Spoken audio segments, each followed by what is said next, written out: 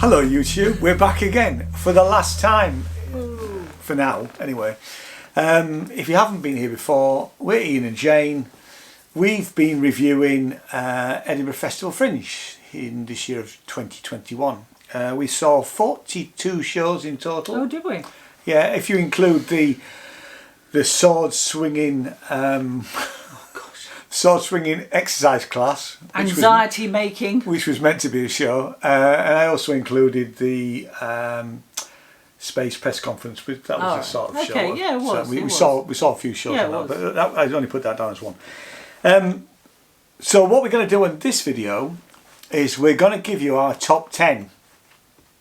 Now we haven't discussed this yet. We're going to discuss it on camera. We're both going to pick 5, but I've asked Jane to pick more than 5 because we may pick the same things.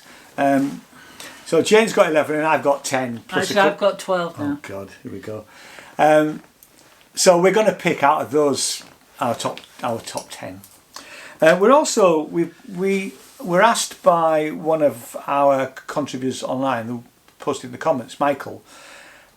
He asked us fairly early on while we were still in Edinburgh, how we picked shows. So we're going to go through that, and we want to say a little bit about how we felt the booking system went, not only for us as reviewers, but also for everybody else going to the Fringe, because there are clearly this year has been issues. But let's start with Michael's questions anyway. Sorry, my iPad just decided to. So Michael's question was, can I ask you how you choose your shows? You seem to hit on really good ones. Are you looking at performers, websites, videos, previous reviews, word of mouth, or the reputation of the venue, gut feeling, or all of the above? You seem to have a good track record. But if I say first how I think, this process starts normally when we get the Fringe guide, which there wasn't a paper version. We do like the paper version. We love the paper version. So Jane loves it more than me. Jane will literally carry hers round for the whole time she's in Edinburgh. I will. That starts with us ordering 2 copies, a copy each, and then we would normally go through it and just ring things that Jane's got. Actually, she's brought a couple to show. I didn't know you were going to do that. Yeah. We mark things. No, we put stickies in. I mark things in mine with a marker pen. Just things that we're interested in. Now we may never get to see some of those things. What we did this year was we had to go through the Fringe website, and they were adding things all the time, which I have to say was a bit of a pain because I did it fairly early on, and there were only like 300 odd shows there. Well, by the end there was nearly 800 shows, so I had to keep going back over it. I don't know whether you did the same, did you? I did a couple of times, but you could filter, so we put in the dates that we were there. Yeah. Because initially I went back at one point and I thought, oh my gosh, because I'd already done it once, and where I'd sort of come up to, I don't know, F, because it was in alphabetical order, I was back at B. But then, of course, I'd forgotten that I'd taken the filter out, and so I put the filter back in for the dates, and that made it a lot more manageable. I mean, I have to say that the website this year wasn't brilliant compared to normally is, and we'll give them a pass to some extent that it was all a bit last minute for the Fringe organisation, and they had to obviously get it all together, and not actually even know if the festival would go ahead. So, and I think I really missed the Fringe app, because having gone through the paper version, I would then mark the shows I really, really fancied seeing and put them in the Fringe app on my phone and have them. And in fact, in previous years, we've even booked that way. It's also worth mentioning that we do buy a load of tickets before we go. Although we're going as official reviewers, we don't just rely on free shows. We pay for some shows while we're up there. Things that we really wanted to see, we would pay for and not expect to get a free ticket. So it's not always about free tickets for us. Anyway, to answer Michael's question, do we look at performers' websites? Not really. I looked through and I would go on the little synopsis bit that would be on the Fringe website, looking at that and thinking, oh, that sounds like my sort of thing. And although you can highlight things on the Fringe website, and I did do that. I didn't go back and look at that, actually. I wrote a note. I wrote myself a note. I wrote myself just a list of shows that I quite fancied. There are obviously people that we know we love. So we went to see Travellock again. You know, we would regard... And actually, what we really wanted to do was to go to his other show, which we've never seen. We've always seen Community Circle, or variations of that, but we didn't want to see the other show at Summers Hall. But it didn't start till we left. No, which was a shame, actually. And it did get, I think, 4 stars or maybe 5 stars in the Guardian. He had a whole piece on him on the Guardian, gosh. which I was pleased to see, actually. Oh, brilliant! So you know, there are people that we would always go and see the Sox if they were there. Trevor's one of them. Eric Davidson is now in that. He's on our list. He's on our list. We've really only got those 3, haven't we, that we'd always go and see. There used to be a really good little theatre company out of Leeds called Paper Birds. Oh, gosh. And they did beautiful work, and they're still together as a theatre company, but they weren't there this year. And I would always look out for them because you know, they've done. I mean, it's predominantly all female cast. And their work is usually stunning. Yeah. And they do a lot of community work around Yorkshire. Yeah. Challenging, powerful, stunning stuff. They weren't there this year, and I did check them out before I looked on their website. We always check to see if they're going to be there. Yeah. So we've got people like that we want to see. Previous reviews, I mean, some of the shows we saw, I picked them. This is while we were there and when we came back. I picked. Excuse me. Ooh, that's a bit funny. I picked the Nobodies based on the fact that it had lots of 4 and 5 stars reviews from all sorts of places, including the Stage and the Guardian and all that. I have to say the Guardian, usually, a bit like that is the Guardian. We've gone to see Guardian shows, they've had 5 stars in previous years, and we've gone, what was all that about? You know, so, you know, although you automatically assume that something like the Guardian would be a good port of call, it's patchy at best, I think. Yeah, you really have to make your own mind up. Yeah. I mean, we're always saying this, but I mean, what we saw something this year that we gave, or I think I gave 2 stars to, and it was somebody gave it 5. Which one was that? You remember? Was it the? Well, the ones that you gave 2 stars to was the one that I gave 3 stars to. And that was fairly early on. Let me just get my diary up. I need my phone. It was Back in a minute. Fear of Roses. Oh yeah. That got 5 stars. Was that the Guardian? I can't remember, but I mean, sometimes you just come out and you think, well, did we see the same show? Yeah. But then that's what it's all about. You know, if we all like the same thing, life will be very boring. So you can't always rely on. No. I mean, I have to say, you know, something like the Nobodies. And it has got lots. I mean, lots. When I say lots, there must be 10. When I looked on their website, actually afterwards, when I was doing doing a little video, and there's at least 10 4 and 5 star reviews. Now that's not a one-off. No. You know, so clearly there is something about that production and performance that is worth seeing. Now it might not be to our taste when we get there. But and I liked it more than you, you know. So, I mean, we do look at reviews. We always take them with a big pinch of salt, really. Yeah. Sometimes word of mouth recommendations when you're talking to people in queues, waiting to go in, and you actually, it's a good way to start a conversation. He's like, "What have you seen? It's great so far." You know, that's always quite a nice thing to do. There was less of that this year, I thought, but much less. But that's because of COVID and the way the whole thing's really worked. Yeah.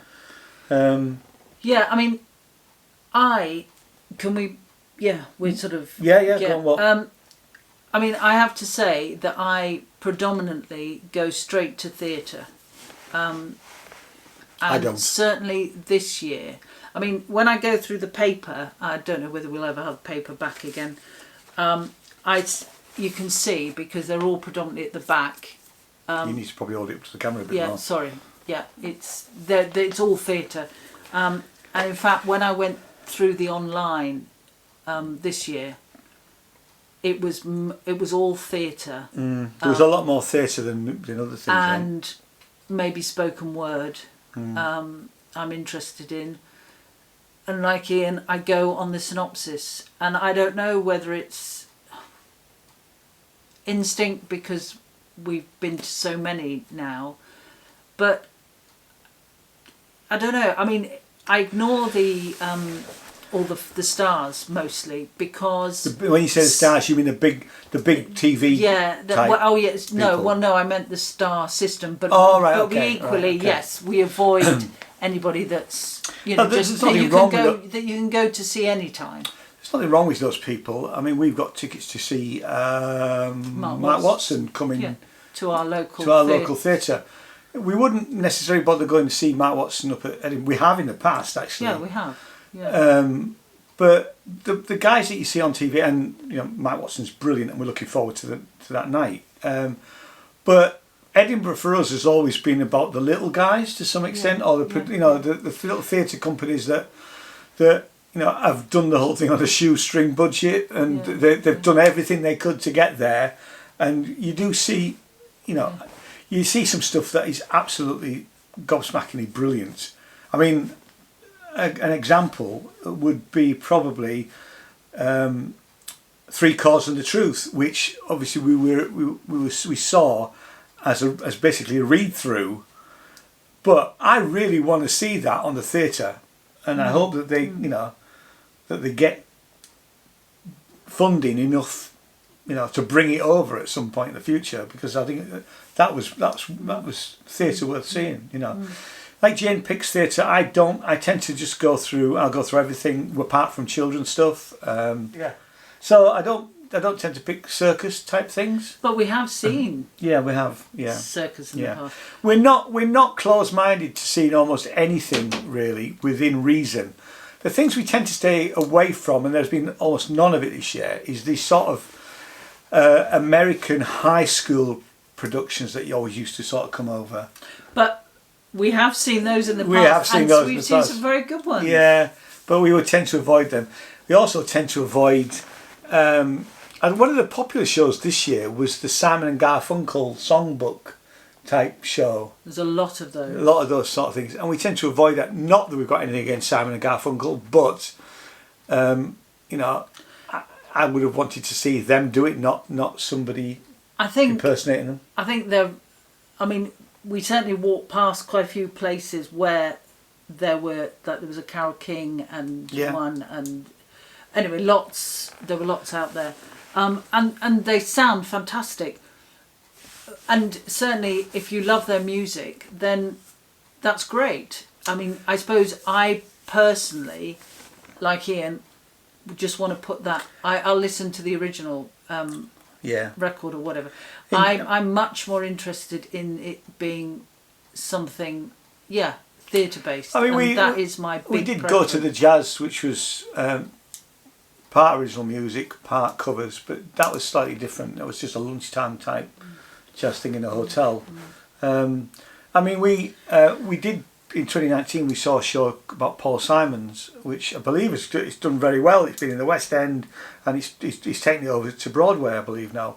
And we really didn't get it. No. It was okay, and his performance was really good, but it really wasn't. It missed the Art Garfunkel side of it, I think, if anything. Yeah. We didn't feel that it had much heart. But we're looking for things that are a bit different, maybe a bit challenging. Well, sometimes. Well, yes and no. I mean, sometimes I just go by the synopsis, and sometimes it grabs me, and sometimes it doesn't. I mean, considering the amount of stuff I normally choose out of the paper version, I mean, I use this little black book, and that is the extent. Now, of that, we went to about 85% of what I chose, because what we do is we choose independently, and then we go through our choices. And quite often, a lot of the theatre choices we had both picked. We did. I mean, what can sometimes happen is that Jane will say, "I really want to see this," and then if I don't have a strong opinion about not seeing it, then we'd go. But if there's something I really don't want to, and we have seen things independently in the past, but since we've been doing this on YouTube, it works quite well, the fact that we both see it and both have a different opinion, you know, and I've dragged you to some things which you've hated, you know, and vice versa. But we do, I mean, we're not averse to going to across the board. No. I mean, we did go by sort of accident. We went to a Dick and Dom show in 2019, we were told 18 or 19. We were told it was for and it wasn't. It was in the middle of the afternoon. It was for kids. Yeah. And you know, Dick and we Dom. walked out, not in a negative way, but just because because it wasn't aimed at we us. were the wrong audience. Yeah. But having said that, Basil Brush is there now. We haven't made it to his later show because that is aimed at adults, and apparently he's very funny. But we haven't made that yet. But he does 2 shows. So across every so often there is something that's described and you think, well, this isn't the normal genre I go for, but there's just something about the description, and it doesn't really answer Andrew's question because sorry I apologise, Michael. Don't know where Andrew came from, but it's there isn't a scientific way of analysing what I pick. I can understand, you know, like we were talking to a lady,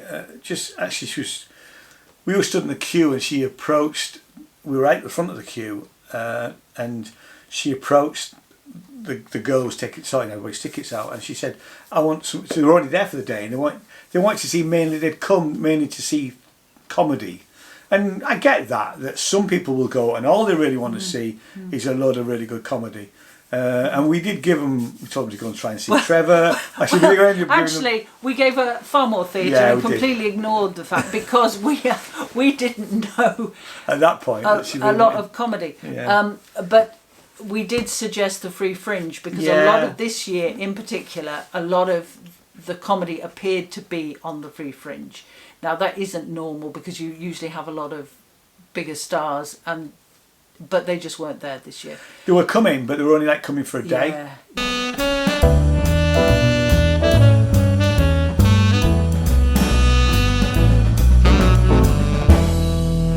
Right, so now what we're going to do is we're going to choose our top 10 things to see of this year's Fringe.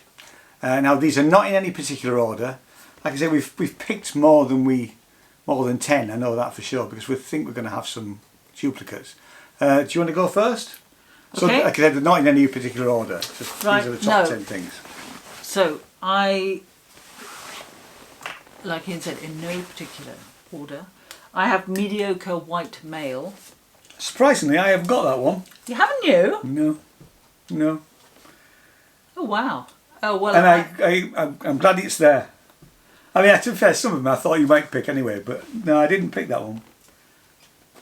Well, I just thought his performance was fantastic. Yeah, it was. It's superb. I mean, it's all linked down below. You can actually watch our review of the show. But Will Close, isn't he? Yeah. Is his name. I'd like to see Will in something else. So would I. I think it was put together by him and his director/producer, who did messages and said thank you for our review. Because we did give it 5 stars, and I just thought it was great. And I'd like to see it again. Actually, I would. You know. Yeah. Now having seen, I'm with you on that one. Disturbing, but an incredible performance. Right, well, my first one is gonna be Eric Davidson Thunder Jam. I'm getting in early because I think you might have had him on your list. I have got him. You've got him on your list. Got him a list. Eric was a revelation, really. You know, like we said in the review, we didn't know anything about him really, apart from we'd sort of seen, you know, we'd heard of things, but I haven't heard anything. Oh, I'd seen him before in 2019. I remember seeing he did a show in 2019. Right, wow. And he's been going to the Fringe for years. Yeah, and sadly we'd never got to see him, and we didn't really know that much about him. I didn't even know how old he was. You know, I half expected a young guy to walk out. I knew nothing about him. Yeah. Ian's kept this completely to himself, and thank goodness we're very, I think we've said before, we are very, very late to the party on this one. Yeah. So we will definitely be going back to see Eric whenever. In fact, I hope he tours. If he tours, he'll let us know, and we'll go and see him around Yorkshire if he ever gets down here. Okay. So what's that? So that's 2. That's 2. Right, I've got SweetFa. So have I. Because I know if you've watched the video, we had 1 or 2 mild grumbles about it. Yeah. Yeah, but not. But the fact is, it was a fantastic piece of theatre that told a story, a real story. Yeah, yeah. And you have to say, it added to the fact where it was. It was at Tynecastle Park. Yeah. Even if they didn't play on Was it Park? Yeah, no, that's it. Park. Yeah, Tynecastle. I was thinking, was it a park? Anyway, yes. So it was sort of almost it was site specific in one sense. Yeah, it was. That we watched it with a fantastic, stadium in the background on this brilliantly constructed little stage, little set, and just it was very special to see it there. A friend of mine, Lucy, went to see it. Oh right. Okay. Now they're still up in Scotland, I think, but I'll send her a message later on and find out what she thought about it and whether she, I know she liked it because she said on Facebook that she liked it. So no, that's a good choice, SweetFa. My next one then. In no particular order, I'm gonna go for Woke. It's on my list. Is it? Did you choose the other one as well? I did. I didn't. I thought Woke was the one that was. I mean, they were both stunning performances by, I've forgotten her name. Afia. Campbell. Campbell. Yeah. Yes. Stunning performances both, but I thought Woke was the one for me that was slightly more special than the. I mean, Woke. The performance we were at, that I think 90% of the theatre stood on their feet at the end and applauded. Yeah. Which says it all. And it wasn't there for very long. It was a very short run. Both shows were, but I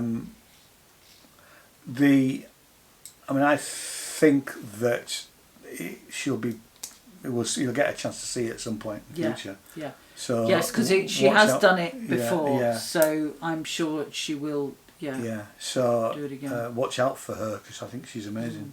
Yeah. Would you have both of those shows as one then?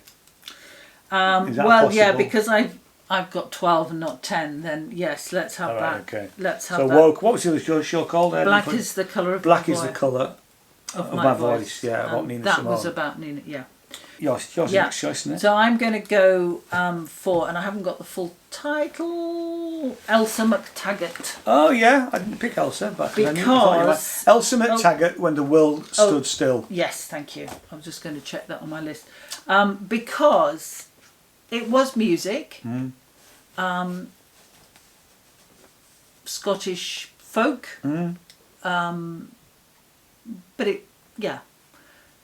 but it was more than that. It was a really nice show. It was a range of instruments which I loved. The fact that it was based on, because she came up with this idea of getting people to suggest ideas that they wanted her to write songs about, and then she put together the CD based on that. And her stories in between of them doing up the house on the Isle of Lewis, and just the way they evoked their way of life. Yeah. It was just magical.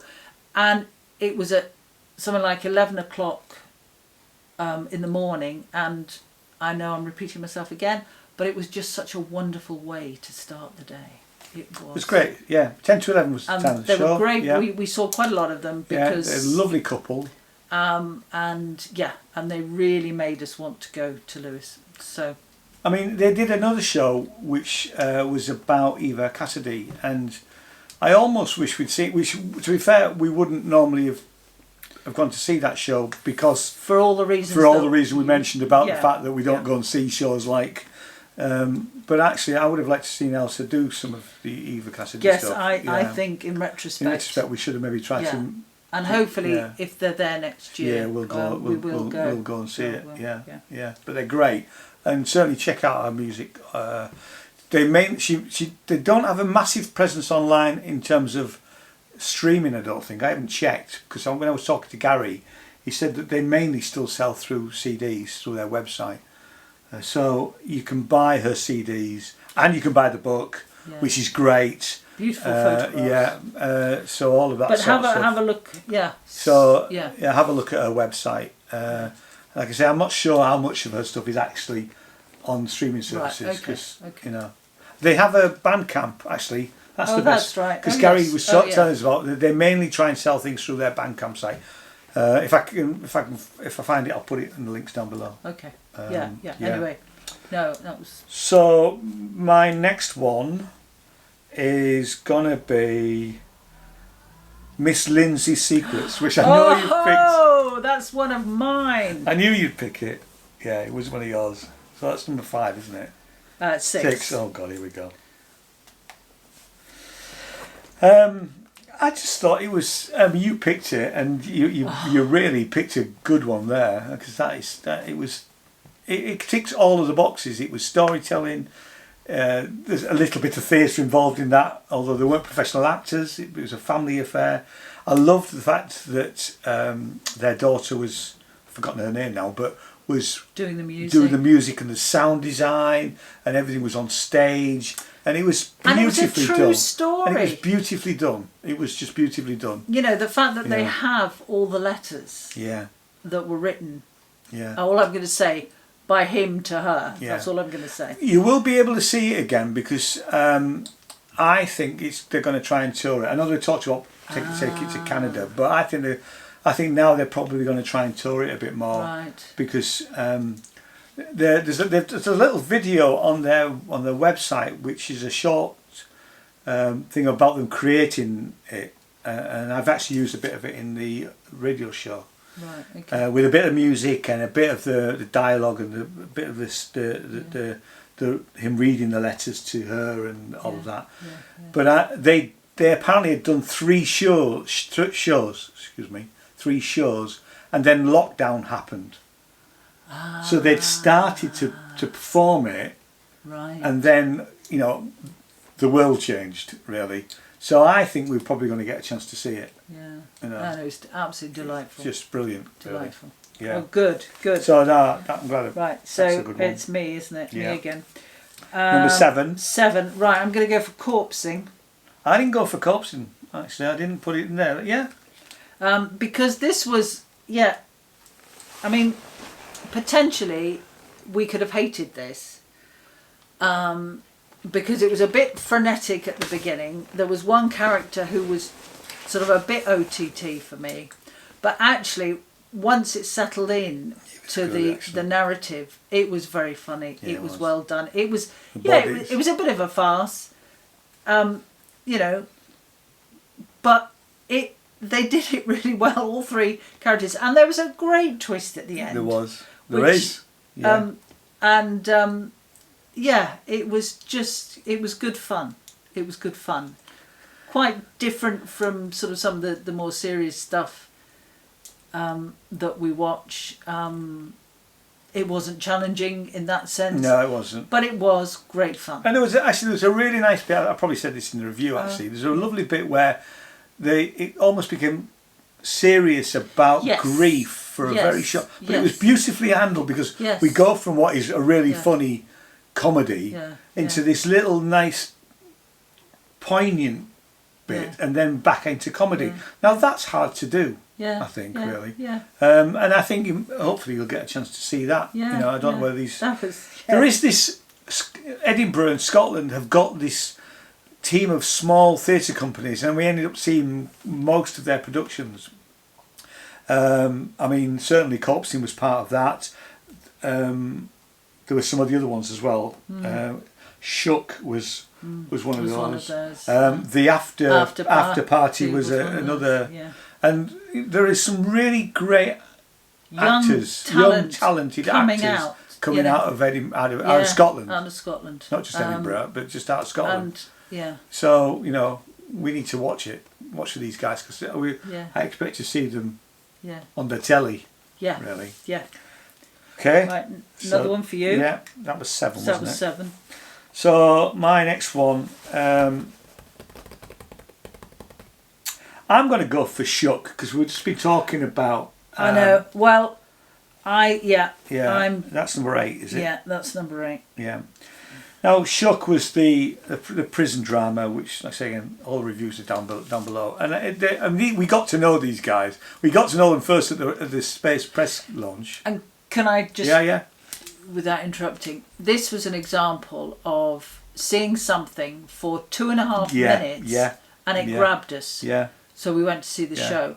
And that is great when that happens. And that's another way of, when we were talking earlier about how we pick shows. Yeah, and we weren't disappointed. No. I mean, we got talking, because actually Nick from Space dragged us over to meet them, didn't he? Because he said, we'd said to him, we want to go and see, we were really quite keen. So we got talking to them, and they were selling the show to us, which is what they do at these sort of press. But they were lovely guys, all of them, and they were a good crew.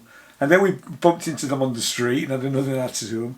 And then I was going into a show. I think I was meeting you there, and they were talking to somebody. I jokingly said to them, "It's a rubbish show," and they got it. They got the joke. And they really. It was a really, really good performance and a really great play. Yeah.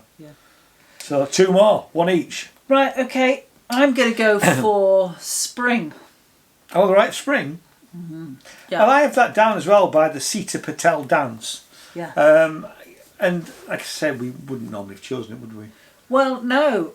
This was one of the online that we did when we came home, and it was just mesmerising. It was fantastic, and beautiful. And now I should have had it to hand, because I can pronounce it when I have it in my hand. But this was the type of Indian dance, the Southern Indian dance. Yeah, which involves foot movements and specific movement. But it was obviously done to a portion of Stravinsky's The Rite of Spring. And it was wonderful. The lighting, the movement, just the whole just spectacle. I was just spellbound. And SweetFa actually contacted us through Twitter just to say thanks for the review, and the whole team, the whole team were really chuffed at the fact that we enjoyed it so much. And she is trying to do it with 12 dancers, because it was 6 dancers. Yeah. So hopefully we may get to see it in a theatre. That would be superb. That would be superb. And it'd be a great. And like I say, we wouldn't normally have. No, I mean this. We were talking about. I don't quite know. We still don't know who picked it first, but no. Anyway, we ended up with it because we'd had it. We'd had it booked in the diary for ages, actually. Yeah. Anyway, so that would be that. So that's number 9. And I'm going to, because I got the last one. I'm going to pick. I'm looking at what I've got here, and let me tell you what I've got here, what I've got left. Well, no, that's cheating, isn't it? Yeah, well, I haven't picked one of them yet. All right. Okay. So I've got John Hegley. John Hegley's Drawing for Dromedies, Sugar, Trevor Locke, Back and Roll. That's it, really. Oh, there's Plasters. Yeah, I know. I've got Plasters. You've got Plasters on my top 10. We can't have. Well, I'm going to pick one of those. We've mentioned them. I'm going to go for, I think, Sugar. Okay. Because I thought. Yeah, you liked it a lot better than me. Yeah, I thought it was for a one-woman play done in a bedroom, effectively, on obviously clearly a low budget, but I thought the writing was really good, and the it's edgy, and I think it's definitely worth seeing, and I would actually like to see that on stage. If she ever gets, she's in Australia. Oh, is it Australia or America? Forgotten now. Sorry, Mabel. Mabel Thomas is the writer and performer of Sugar. hopefully you'll be able to see it. I suspect the Fringe online thing has closed now because it's 31st of August today, so everything finished yesterday. I know that you can't search very easily the Fringe website anymore for the shows because the choosing show thing has disappeared. I had to use Google to try and find a show, which is still an option. Yeah, it's a bit crazy, isn't it? Yeah, so you could put in the title of a show and put Ed Fringe, and hopefully Google might still pick you up at the moment if you want to look for something that's been and gone. But so go on, tell me the ones that you had left. No, well, because that's our 10. Can isn't I it? say, viewers, that every single one of mine had a mention. And in fact... Well, everyone? Yeah, 9 of my 10 are on the list. I had Plasters... well, in fact, Plasters was on my list. Yeah, so, I didn't... But you mentioned that. I mentioned now, the it, only other one I'm going to mention is... And it was an exhibition. And actually, this year, normally, we go to at least 2 or 3 exhibitions. And we didn't this year, sadly.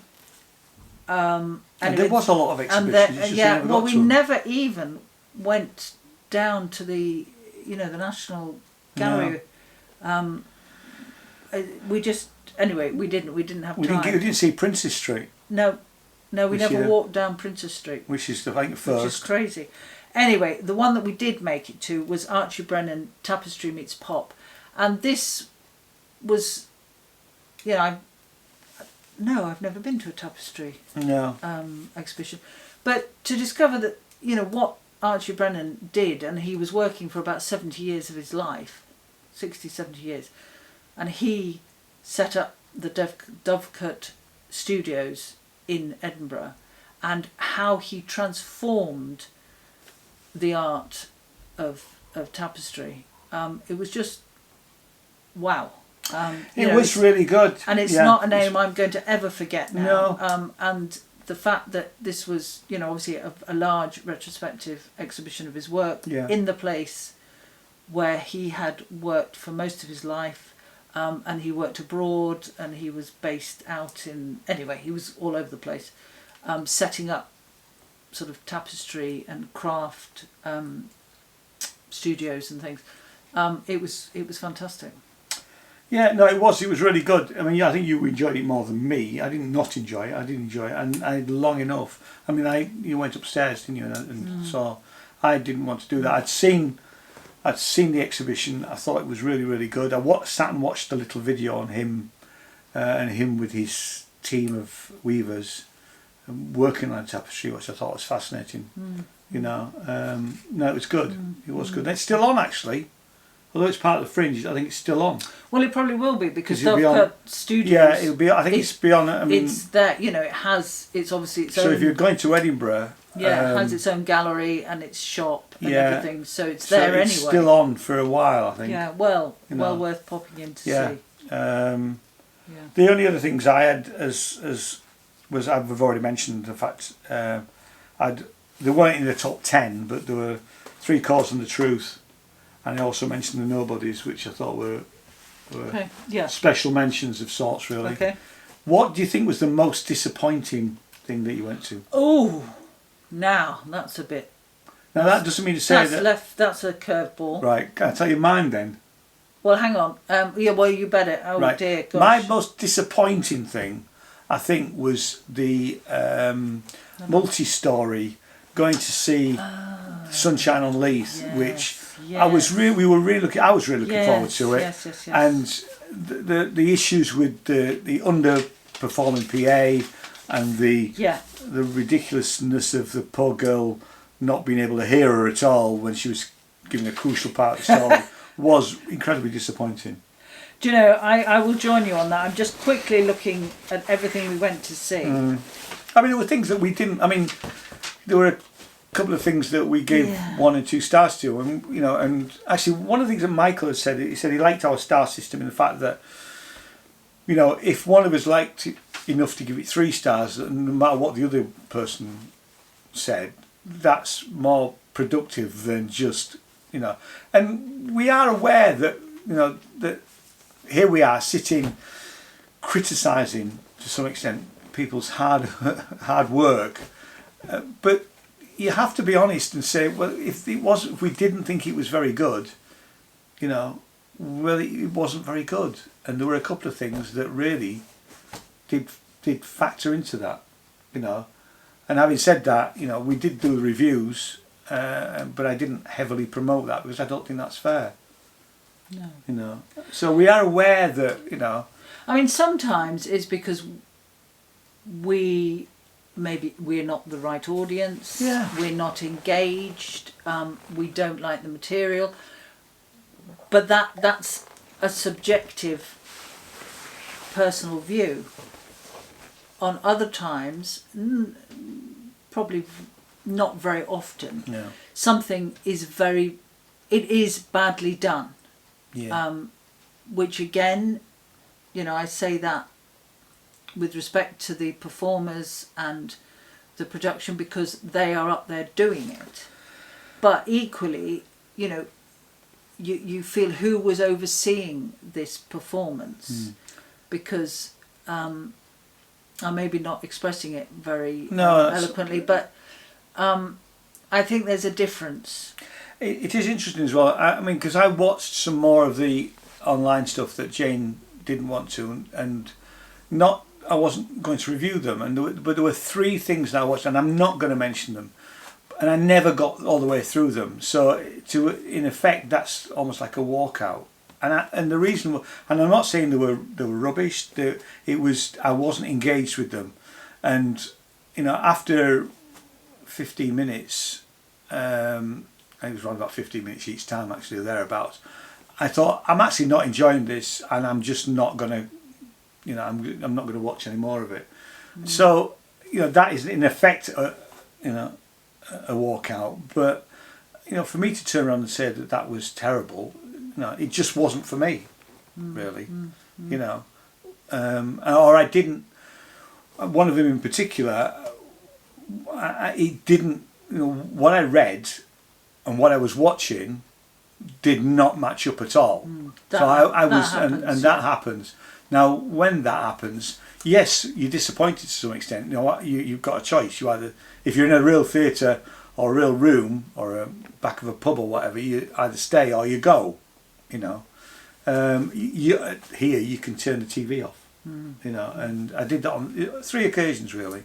You know, actually, it's worth mentioning. There was one thing that I didn't do a review on it because I ran out of time, and it wasn't a performance in the traditional sense, but it was brilliantly done, and I haven't written it down here actually. And it was, here we go. It was a series of videos that were filmed in a recording studio, and the music was HipHop Orchestra.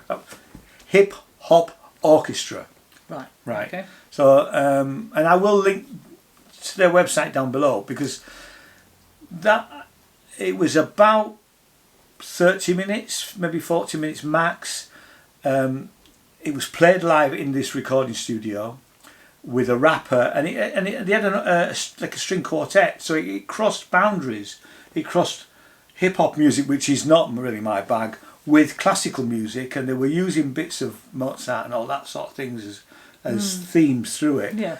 And they had the turf dancers, I think they're called, street turf dancers. They had 2 of them, and they filmed it in this museum, and it was beautifully filmed. The audio was great, and it's definitely worth looking at. And actually, I'll put the link to the website down below purely and simply because you can see most of the show, which were these videos, online. All right. And it is worth seeing because they were really, really good. You know. So HipHop Orchestra was the actual show. It wasn't really a show. It was just a series of videos of pieces of music that they performed. But it was really well done.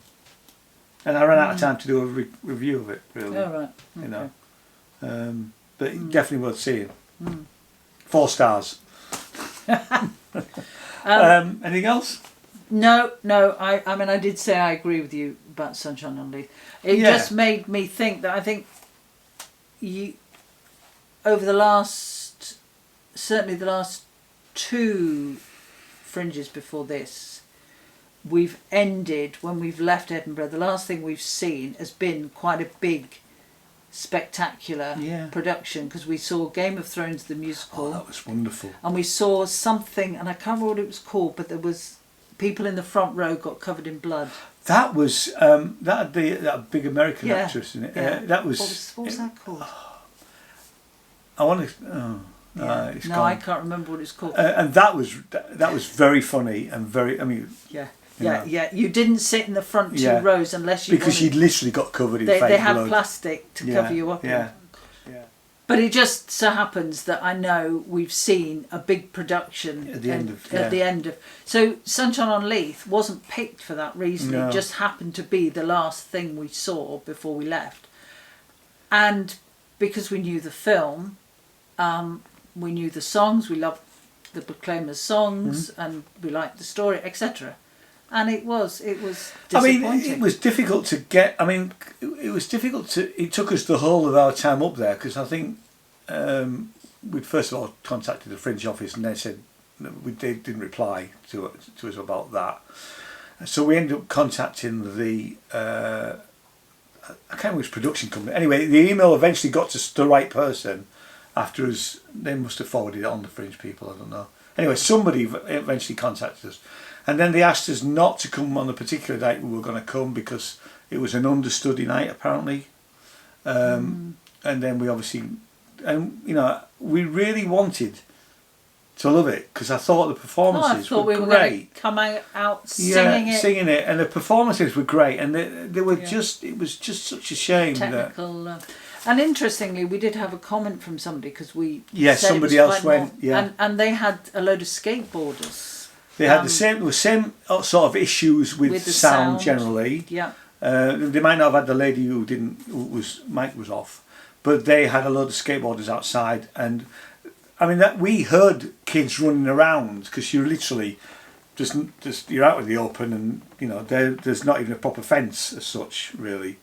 There's a fake fence almost, isn't there, at the top of the car park, and that's always going to be an issue with that sort of environment. Yeah, now, you can't.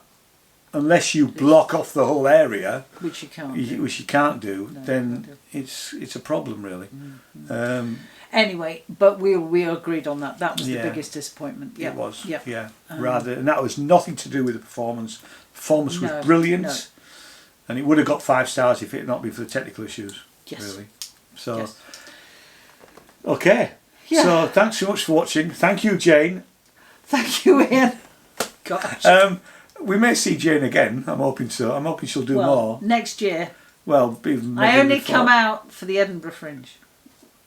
We may be looking at possibly going to Brighton Fringe. We're talking about which is smaller, but same sort of basis. Like you can almost see anything and everything. I'm really up for it. Jen is yet to be convinced. I've got probably, best part of 10 months to convince her to come. And she occasionally pops up on things, don't you, darling? Very occasionally. Yeah.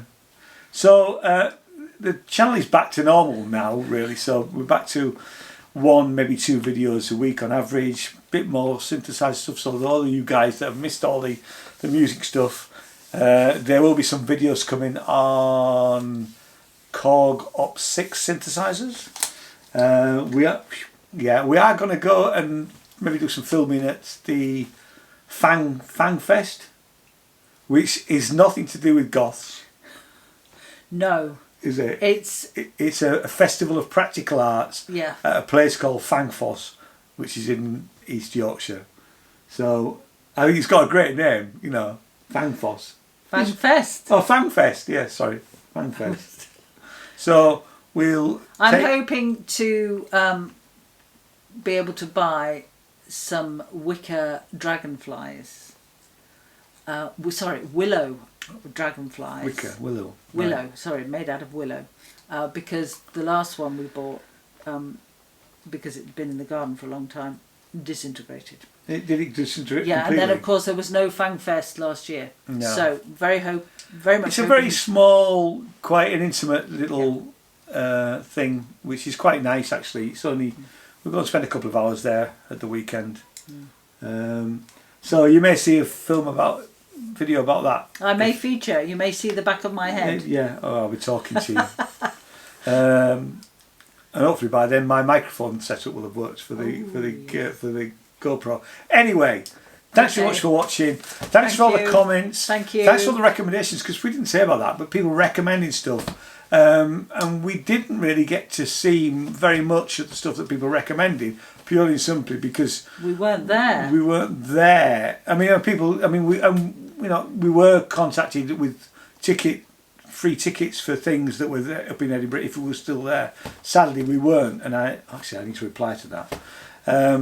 So thanks to everybody that has commented, liked, watched, subscribed, all of the usual sort of stuff. We appreciate all of that sort of stuff, and we don't take that for granted. You know, we're a small channel, really. Diddy. So we're hoping to get to 10,000 subscribers by the end of the year, if I'm lucky. That'd be nice. But thanks so much for watching, and we'll see you again very soon. Cheers. Bye-bye. Bye.